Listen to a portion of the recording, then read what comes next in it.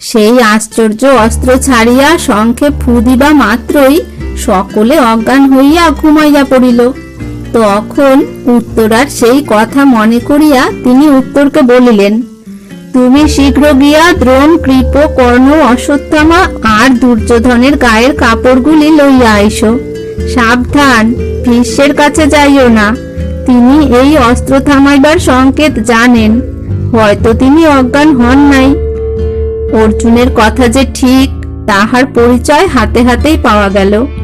কর্ণ, দুর্যোধন প্রভৃতির কাপড় আনিয়া উত্তর ভালো করিয়া রথে বসিতে না বসিতেই ভীষ্ম উঠিয়া আবার যুদ্ধ আরম্ভ করিয়াছেন।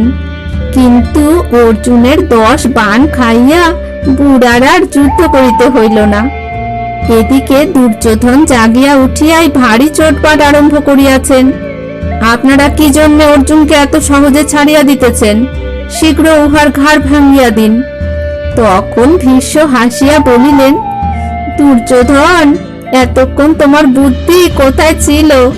অজ্ঞান হইয়া যখন গড়াগড়ি যাইতেছিলে তখন অর্জুন ইচ্ছা করিলেই তো তোমাদের কর্ম শেষ করিয়া দিতে পারিত। সে ধার্মিক লোক, তাই দয়া করিয়া তোমাদিগকে ছাড়িয়া দিয়াছে, তাই ঢের। এখন প্রাণ থাকিতে ঘরে ফিরিয়া চলো। আর কি দুর্যোধনের মুখে কথা আছে? তাহার মাথা হেট হইয়া গিয়াছে, লম্বা নিঃশ্বাস বহিতেছে। এদিকে অর্জুন বাণের দ্বারা ভীষ্ম, দ্রোণ, কৃপ প্রভৃতিকে নমস্কার করিয়া আর এক বাণে দুর্যোধনের মুকুটটি 2 খান করিয়া গরু লইয়া শঙ্খ বাজাইতে বাজাইতে ঘরে ফিরিলেন। ফিরিবার সময় পথে অর্জুন উত্তরকে বলিলেন, সাবধান, ঘরে ফিরিয়া কিন্তু আমার নাম করিও না। আমরা যে তোমাদের এখানে আছি তাহা যেন তোমাদের লোকেরা না জানিতে পারে। তারপর সেই শমী গাছের নিকটে আসিয়া অর্জুন আবার বৃহন্নলার বেশে রাজপুত্রের সারথি হইয়া বসিলেন। গোয়ালারা তাহাদিগকে বিশ্রাম করিতে বসাইয়া তাড়াতাড়ি নগরে সংবাদ পাঠাইল যে যুদ্ধে জিতিয়া গরু ছাড়ানো হইয়াছে। এদিকে রাজা বিরাট দেশে ফিরিয়া মেয়েদের নিকট শুনিলেন যে উত্তর বৃহন্নলাকে সারথি করিয়া কৌরবদিগের নিকট হইতে গরু ছাড়াইয়া আনিতে গিয়াছেন। এই সংবাদে তাহার মনে কিরূপ চিন্তা ও ভয় হইল তাহা বুঝিতেই পারো। তিনি তাড়াতাড়ি সৈন্যদিগকে বলিলেন, তোমরা শীঘ্র তাহাকে খুঁজিতে যাও। হায় হায়, একে ছেলে মানুষ, তাহাতে বৃহন্নলা সারথি, সে কি আর এতক্ষণ বাঁচিয়া আছে? এ কথায় যুধিষ্ঠির বলিলেন, মহারাজ, কোনো ভয় নাই। বৃহন্নলা যখন সারথি তখন দেব, দানব, যক্ষ প্রভৃতি সকলে মিলিয়াও রাজকুমারের কিছু করিতে পারিবে না। এই সময় সংবাদ আসিল যুদ্ধ জিতিয়া গরু ছাড়ানো হইয়াছে। তাহা শুনিয়া যুধিষ্ঠির বলিলেন, বৃহন্নলা যাহার সারথি তাহার তো জয় হইবেই। এই সংবাদ শুনিয়া বিরাটের কি আনন্দই হইল।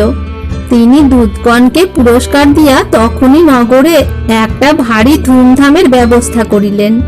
তারপর শৈলেন্দ্রীকে ডাকিয়া বলিলেন, পাশা আনো, আমি কঙ্কের সহিত পাশা খেলিব। পাশা আসিল, খেলা আরম্ভ হইল। রাজার মন আজ আনন্দে অধীর হইয়া উঠিয়াছে। তিনি পাশা খেলিতে খেলিতে বলিলেন, কঙ্ক, আজ আমার পুত্র কৌরবদিগকে হারাইয়া দিয়াছে। যুধিষ্ঠির বলিলেন, মহারাজ, বৃহন্নলা সারথি, হারাইবেন না তো কি? এ কথায় রাজা তো একেবারে চটিয়া লাল। কি, আমার পুত্র কি উহাদিগকে হারাইতে পারে না? তুমি যে বারবার কেবল বৃহন্নলা বৃহন্নলা করিতেছ। খবরদার, প্রাণের মায়া থাকে তো আর এমন বেয়াদবি করিও না। যুধিষ্ঠির বলিলেন, ভীষ্ম, দ্রোণ, কর্ণ এ সকল বীরকে কি বৃহন্নলা ছাড়া আর কেহ হারাইতে পারে? ইহার পর রাজা আর রাগ থামাইতে না পারিয়া যুধিষ্ঠিরের মুখে পাশা ছুড়িয়া মারিলেন। পাশার ঘায়ে যুধিষ্ঠিরের নাক দিয়া দরদর ধারে রক্ত পড়িয়া তাহার অঞ্জলি ভরিয়া গেল। দ্রৌপদী তাড়াতাড়ি সোনার গামলায় জল আনিয়া তাহার শুশ্রূষা করিতে লাগিলেন। এই সময় দাঁড়িয়ে আসিয়া বলিল, রাজকুমার বৃহন্নলার সহিত দরজায় উপস্থিত হইয়াছেন। তাহা শুনিয়া রাজা বলিলেন, শীঘ্র তাহাদিগকে এখানে লইয়া এসো। যুধিষ্ঠির দেখিলেন যে সর্বনাশ উপস্থিত। অর্জুন আসিয়া তাহার সেই অবস্থা দেখিলে আর বিরাটকে আস্ত রাখিবেন না।